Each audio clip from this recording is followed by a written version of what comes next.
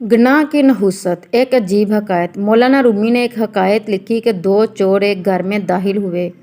उन्होंने ये तय किया कि जब घर का मालिक रोशनी के लिए चकमकाक को रगड़ कर रोशनी जलाएगा तो इनमें से एक उंगली रखकर इसको बुझा देगा। और ये वाक़या इस ज़माने का है जब कि बिजली का कोई इंतज़ाम नहीं था।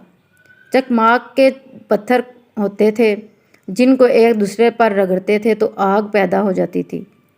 तो दो चोरों ने यह तय किया कि हम लूटना शुरू करेंगे, और जब घर वाला जाकर बेदार होकर चकमाक से रोशनी जलाना चाहेगा तो ऐसी सूरत में एक चोर सिर्फ ये काम करेगा, जैसे ही वो आग जलाएगा इस पर हाथ रखना शुरू कर देगा। नतीजा ये होगा कि वो चकमाक का पत्थर कभी जलने का नहीं, और इस वक्त तक दूसरा चोर सब लूट लेगा। चनाचे ऐसा किया, घर को इन चोरों ने लूट लिया। मौलाना रूम रहमतुल्लाह अलैह फरमाते हैं कि शैतान भी इसी तरह बाज़ सालिकीन के दिल पर उंगली रख देता है ताकि नूर ख़त्म हो जाए। सालक अगर कोई नेकी कर रहा है तो ये समझो कि वो चकमाक का पत्थर रगड़ रहा है और शैतान इस पर उंगली रख देता है।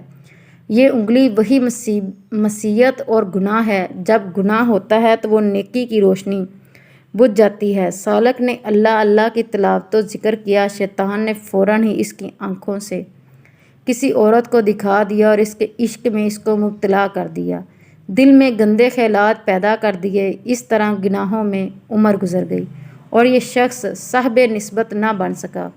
वाक़या ही बड़ी इबरत की बात है। हर सालिक को उस पर तवज्जो करने की ज़रूरत है। बाज़ सालिकीन रात दिन खानकाहों में रहते हैं, औलिया अल्लाह की सोहबत में हैं, ज़िक्र व तिलावत भी करते हैं, लेकिन गुनाहों से नहीं बचते और इनका नूर ताम नहीं होता और ये महरूम रहते हैं।